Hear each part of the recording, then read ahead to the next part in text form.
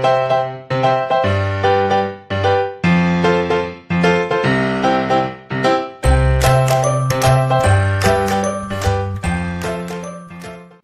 di sini saya akan menjelaskan tentang penataan visi kelas. Yang pertama ada daerah pajangan. Daerah pajangan menentukan di mana meletakkan hasil karya murid. Manfaatkan ruang sebaik-baiknya. Yang B ada kemudahan bergerak. Murid harus leluasa bergerak. Dari kelompok ke kelompok, dari murid ke murid, dari tempat ke sumber belajar tanpa menimbulkan gangguan yang berarti. C. Sinar. Aturlah bangku agar murid tidak langsung menantang sinar matahari. D. Panas dan ventilasi. Jagalah murid-murid jangan sampai duduk di tempat yang langsung terkena matahari. E. Papan tulis. Yang pertama, 2 papan tulis yang diletakkan biasanya sangat berguna untuk PKR. 2. Papan tulis yang mudah dipindah-pindah untuk kepentingan kerja kelompok. 3. Jagalah jangan sampai ketinggian. 4. Jangan letakkan papan tulis di samping. F. Bangku dan kursi. Hindari menggunakan bangku atau kursi yang menjadi satu. G. Meja guru. Hendaklah ditempatkan pada posisi yang tidak menghambat pandangan Anda ke seluruh kelas. H. Sudut aktivitas. Macam-macam sudut aktivitas seperti yang pertama, sudut membaca. Yang kedua, sudut IPA. Yang ketiga, sudut hasil seni dan kerajinan tangan. Yang keempat, warung. Yang kelima, sudut rumah tangga. Dan yang keenam, gudang atau tempat menyimpan peralatan. Kali ini kita akan membahas tentang pengaturan denah ruang kelas. Bisa dilihat contoh di samping.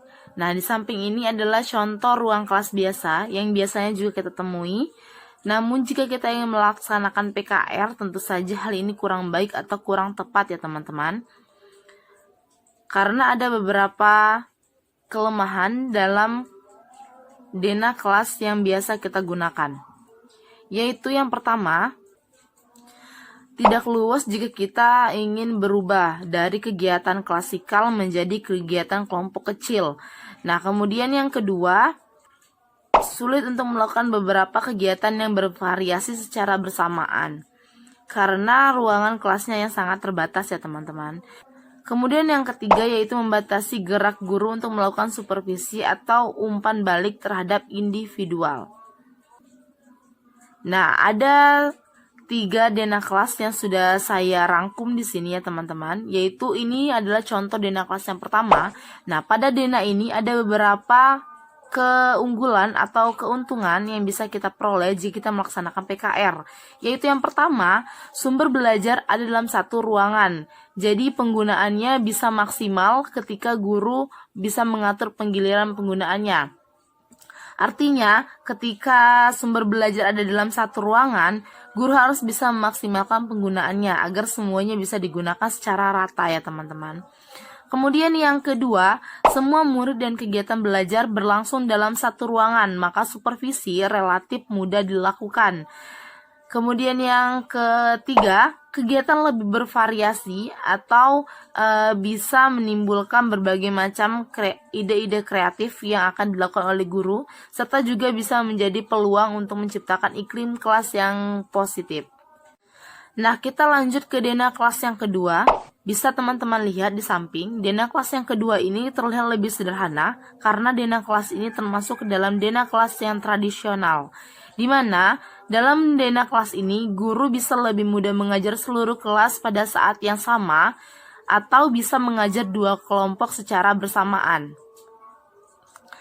Nah, semua murid menghadap ke papan tulis pada kelas ini, tetapi mereka dibagi dalam 2 kelompok kelas. Seperti contoh di samping, itu ada kelas 3 dan juga kelas 4. Kemudian kita lanjut lagi pada denah kelas yang ketiga.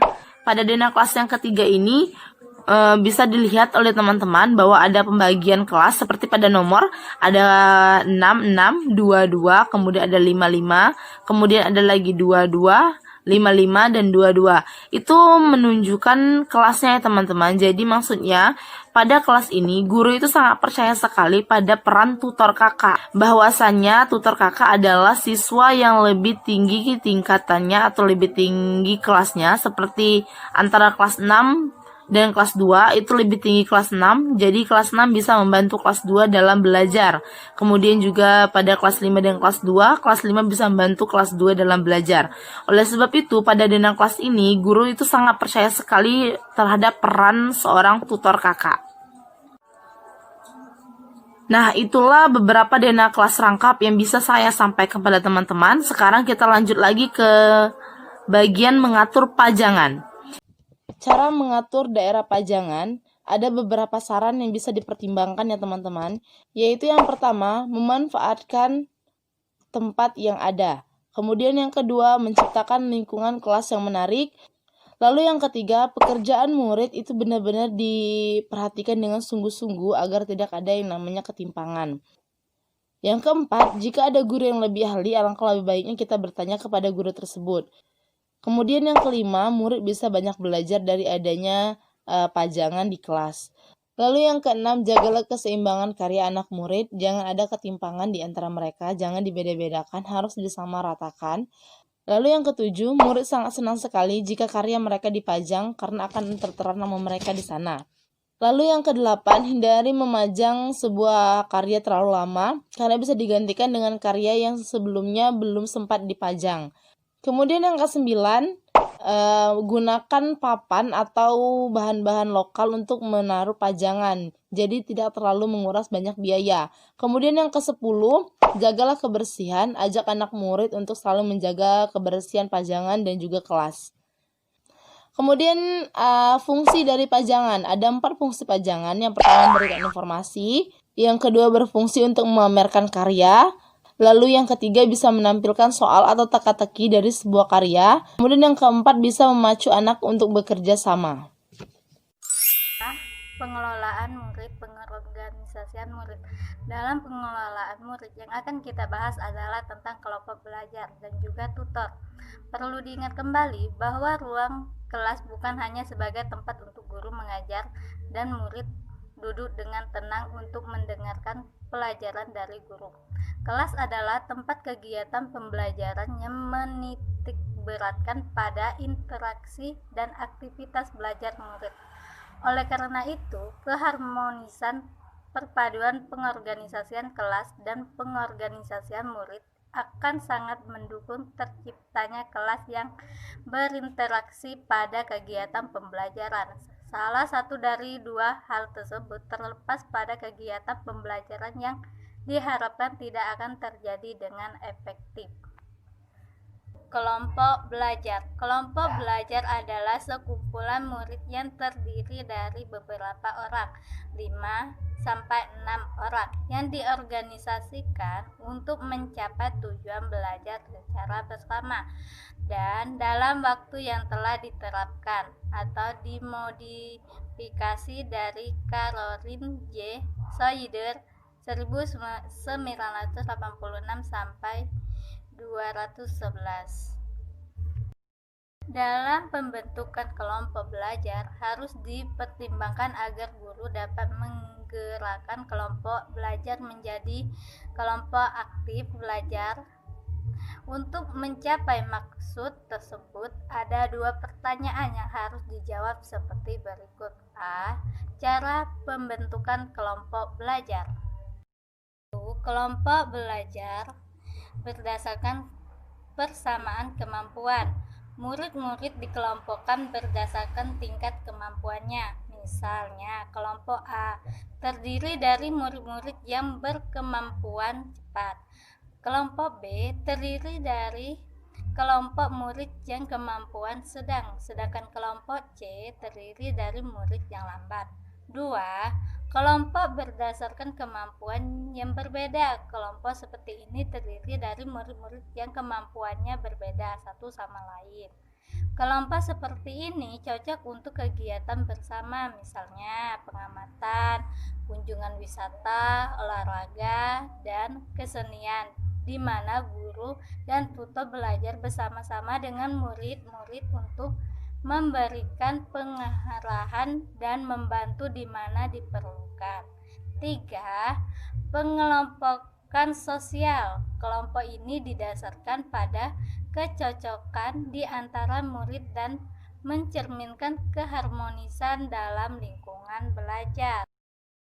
Cara merencanakan kegiatan belajar. Ada 5 aspek dalam perencanaan yang harus Anda perhatikan. 1. Menentukan cara murid bekerja sama. 2. Menentukan program pelatihan bagi pengembangan keterampilan bekerja sama. 3. Memberikan tugas yang dapat dihasilkan oleh kelompok. 4. Meletakkan dasar-dasar kerja secara teliti. 5. Memutuskan bagaimana belajar bersama akan dievaluasi. Untuk memberikan tugas seperti digambarkan di atas, sebaiknya guru memberikan lembar kerja murid seperti LKM. Contoh membuat lembar kerja murid, yaitu pertama, kelas 4, 2. Mata pelajaran IPS, 3. Topik hutan, 4. Tujuan agar murid menyadari tentang pentingnya dan manfaatnya hutan. Bawahnya kita tulis tugas. Tugasnya itu diskusi dengan teman-teman kelompokmu tentang pentingnya dan manfaat hutan bagi manusia. Tutor bertugas memimpin diskusi tersebut. Catat semua hasil diskusi dan simpulkan. Kemudian setiap kelompok melapor hasil diskusi tersebut di depan kelas dan masing-masing kelompok mencocokkan dan bertanya tentang laporan tentang hasil diskusi tersebut. Bawahnya berikut ini pertanyaan yang akan membuat murid dalam diskusi. Masalah: apakah pengaruh kerusakan hutan terdapat kehidupan manusia? Terus kita buat pertanyaan pertama, apa yang dinamakan hutan? Kedua, apa kegunaan hutan bagi kita? Nah, itulah contoh dari lembar kerja murid. Cara meningkatkan kelompok belajar. Keadaan kelas selama ini ditandai dengan adanya persaingan antar murid. Murid bekerja sendiri-sendiri, tidak pernah ada kerjasama, serta adanya perbedaan yang cukup jauh antara murid yang maju dengan murid yang lambat. Belajar dengan sistem kelompok ini berusaha agar murid pertama tergantung pada murid lainnya dalam menyelesaikan pekerjaan. Kedua, bergantung jawab bukan hanya untuk perilakunya sendiri, tetapi juga bagi perilaku murid lainnya. 3. Belajar mendengar dan menilai pendapat orang lain. 4. Memberikan kesempatan kepada murid lain untuk berbicara dan mengeluarkan pendapat. 5. Murid membuat ringkasan dan memberikan kontribusi terhadap kegiatan kelompok. 1. Cara memaksimalkan pemanfaatan sumber belajar yang ada agar para murid dengan belajar mandiri. Kegiatan belajar dengan menggunakan LKM sangat mengaktifkan murid-murid untuk belajar. Kelompok belajar sangat berperan sekali untuk kegiatan seperti ini. Misalnya pengamat seperti di atas bisa dilakukan secara bersama-sama. Ada yang berperan sebagai pengamat, pencatat, pengatur alat, dan bahan, dan sebaiknya. A. Cara pemanfaatkan pusat sumber belajar. Guru dan siswa dapat mengumpulkan sebagai jenis binatang, tumbuh-tumbuhan, biji-bijian, serta berkas bekas uang logam, seperti membuat berbagai jenis alat peraga belajar. Semua benda ditempatkan di suatu tempat ditata secara ratap siap digunakan setiap saat. 2. B. Tutor sebagai organisator kelas. Berdasarkan model pengaitan kelas tersebut, ternyata yang disebut pembelajaran kelas rangkap PKR selama ini tidak lain dari mengajar dua kelas atau lebih secara bergiliran. Dalam pembelajaran bergiliran seperti ini, ada beberapa kelemahan antara lain. 1. Efisiensi waktu sangat rendah. 2. Materi yang diberikan sangat sedikit. 3. Menetapkan tempat di mana tutorial dilaksanakan. 4. Menjadwalkan tutorial. C. Bagaimana cara memilih dan mempersiapkan tutor. 1. Tutor sebaya. Tutor sebaya adalah seseorang murid membantu belajar murid lainnya dalam tingkat kelas yang sama. Tutor kakak. Tutor kakak adalah tutor yang dimiliki dari kelas yang lebih tinggi. Tentu saja tutor kakak ini kemampuannya harus di atas kemampuan rata-rata karena ia berperan untuk membantu adik-adik kelasnya dalam belajar. Tutor kakak sebaiknya diambil dari kelas-kelas tertinggi, misalnya kelas 4 dan kelas 5 dan kelas 6. Tutor dari masyarakat. Tutor yang berasal dari masyarakat berperan untuk membantu guru dan menganti kegiatan pembelajaran di sekolah. Peran tutor dari masyarakat ini harus dapat dilaksanakan apabila keadaan memaksa. Misalnya, Anda harus mengangkat 3 kelas atau lebih sekaligus. 4. Pengajar sekolah sebagai tutor. Peran pengajar sekolah bukan sebagai orang yang mengaktifkan guru mengajar, tetapi tutor yang dapat diartikan kerja guru dapat membantu murid-murid belajar.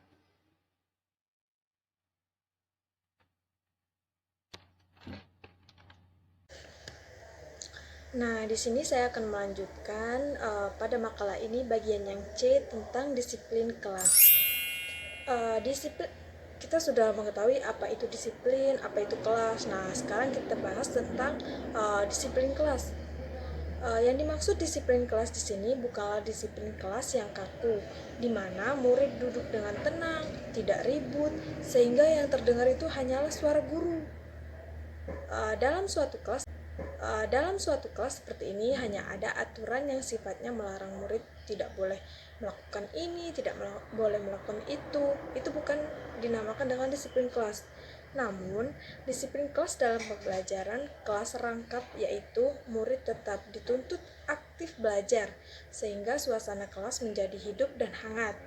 Suasana kelas seperti ini akan terkesan gaduh, akan tetapi tetap terarah sehingga tercapai tujuan belajar yang efektif. Kemudian disiplin kelas yang dimaksud di sini yaitu guru menciptakan aturan dan kegiatan. Nah, yang dimaksud adalah aturan rutin kelas atau ARK dan kegiatan siap atau KS. Nah, sekarang kita bahas tentang ARK atau aturan rutin kelas. Kelas yang dimaksud di sini adalah guru menciptakan aturan dan kegiatan.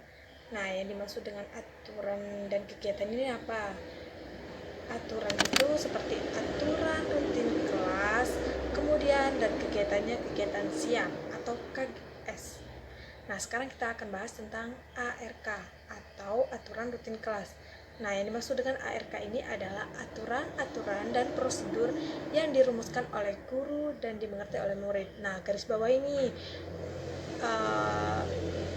aturan yang dibuat guru kemudian dimengerti oleh murid.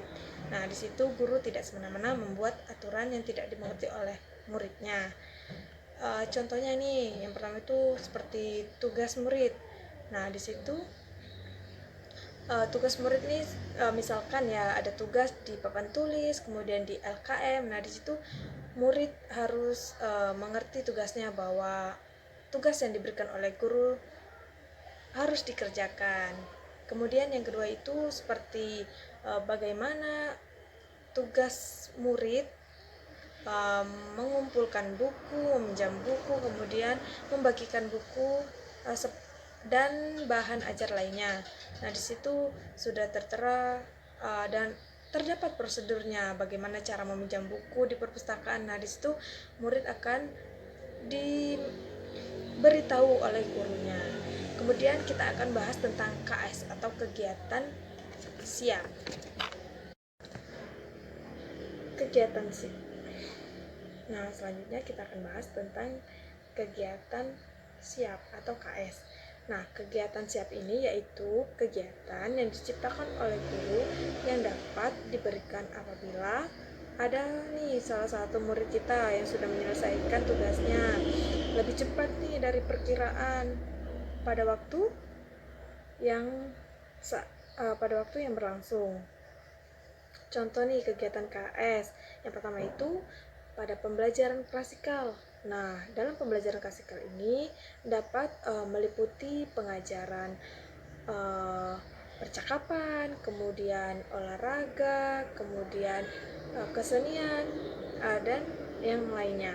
Kemudian nih yang kedua ada pembelajaran secara individual. Nah, pada pembelajaran secara individual ini fokusnya pada bantuan kepada murid yang membutuhkan.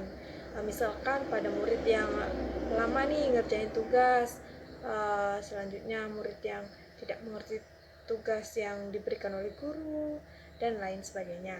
Kemudian yang ketiga yaitu pembelajaran secara kelompok. Nah, dalam pembelajaran secara kelompok ini terdapat beberapa nih. Yang pertama campuran. Nah, dalam pembelajaran secara campuran yang dimaksud di sini yaitu misalkan permainan 3 in 1, kemudian dan lain sebagainya. Nah, kemudian ada kelompok sosial. Nah, dengan kelompok sosial ini yang dapat dilakukan yaitu dengan pengamatan, percobaan, kemudian simulasi.